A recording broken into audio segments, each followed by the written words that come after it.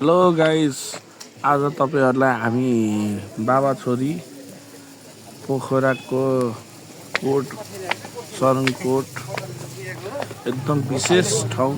तपाईको कोट भनेपछि तपाईहरुलाई थाहा होला, तपाईको भ्यू पोइन्ट जुन डाँडा पोखराको हाम्रो पहिलाको नेपाल टेलिकमको टेलिभिजनको तपाईको जति पनि टेलिभिजन चलाउने गर्दथ्यो त्यसको सेटेलाइट दिने भनेको तपाईको पहिलाको ठाउँ सरनकोटबाट दिने गर्दथ्यो।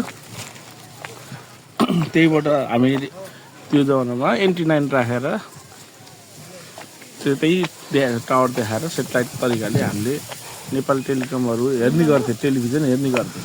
त्यही ठाउँ आज हामी जाँदैछौँ र तपाईँको त्यतिखेरको 42 सालको टिभी चल्दाखेरिको नेपाल टेलिभिजनको टेलिभिजन चल्ने भनेको त्यतैबाट हो। अनि त्यो बेलाको ठाउँको अहिले विशेष परिवर्तन पर्यटकको लागि भनेर तपाईको गणेशको मूर्ति, ठुलो मूर्ति, भयंकर ठुलो मूर्ति बनाएको छ। त्यो पनि हामी तपाईहरुलाई देखाउँदछु। त्यसपछि तपाईहरुलाई सरनकोट र हाम्रो पोखराको सरनकोटबाट तपाईको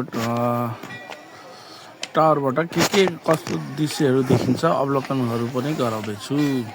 हेर्दै जानु होला र तपाईको भास्कर भ्लग 1 लाई सब्स्क्राइब गरिदिनु होला, लाइक गरिदिनु होला, कमेन्ट गरिदिनु होला। तपाईहरुको लाइक, कमेन्टको, फलोको आशा गर्दछु।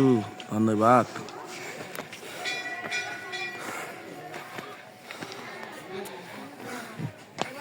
घाम लाग्छ आँखामै।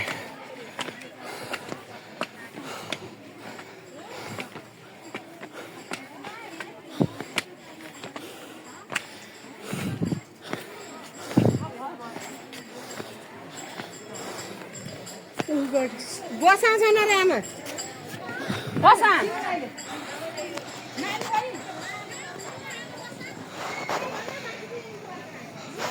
यहाँ जाउँ न।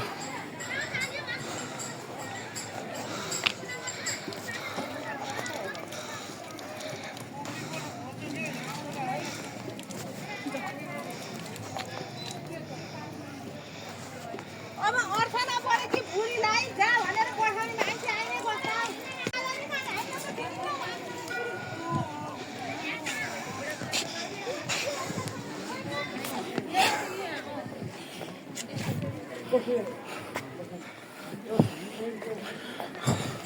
ल फाइनली हामी सरनकोट चढ्यौँ। हिँड्दै आउनुपर्छ अलिकति।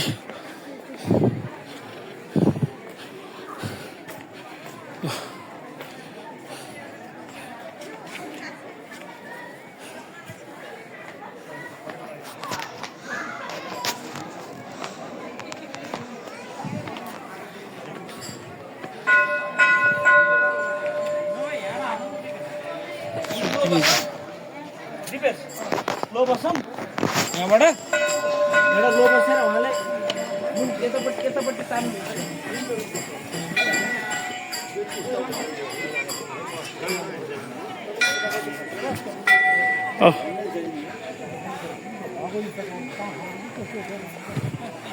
ल उतै जाउँ, म घन्टी भाट्न जाउँ।